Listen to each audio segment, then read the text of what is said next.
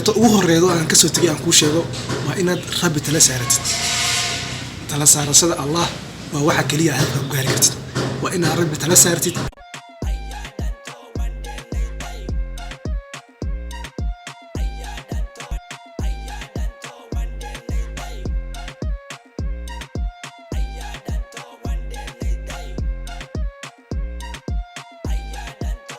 السلام عليكم ورحمة الله وبركاته. دمان أصحاب ميل بادوني كجتان كسر دوّادة channel كيجا فضل هذا channel كعشتاي سبسكرايب صار آدي هذا ما سنتاي يعني ما أنتوا حندوني أنا لو يجو سدح عريمات أو أبنفت هذا خرمر بجسي سدح عريمات مثل كواد وحاول إناد قرشة لذا أما هدف قرشة أما هدف سوى تغنيده إن إنا قرشة اللي أما هدف هي اللي تتوحي سعيد يسا إناد نارتي إن هدف كاي ومالك وقرين هاي aad isleedahay hadafkaas gaar marun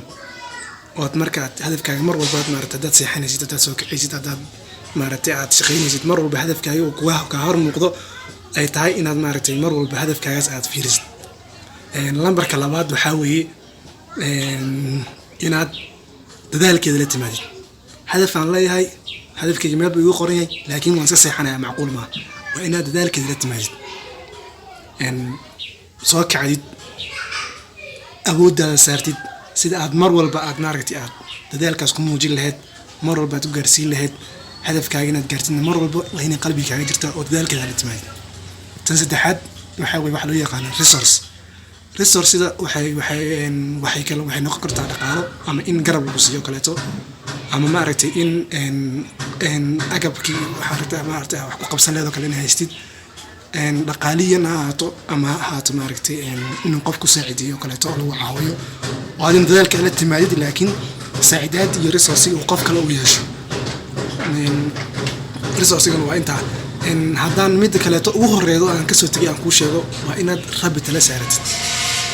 tala saarashada Allah waa waxa kaliya aad ku gaari kartid waa inaad rabbi tala saartid dadaalka la timaadid hadaf yeelatid resource ama wax maaragtay marka ku gaari lahayd hadda lacag hada tirado kaleeto wada meel baan tagayaa kaleeto wadan aan tagayaa hada tirado kaleeto ama qaarad baan gudbiyaa waana soconayaa ma noqonayso waa inaad maaragtay shuruudaha loo baahan yahay qofka qaarad tagayo inaad oofisid weeyaan waa inaad diyaarad raacido kaleeto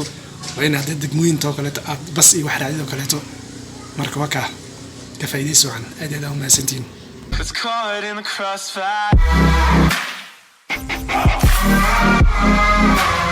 caught in the crossfire.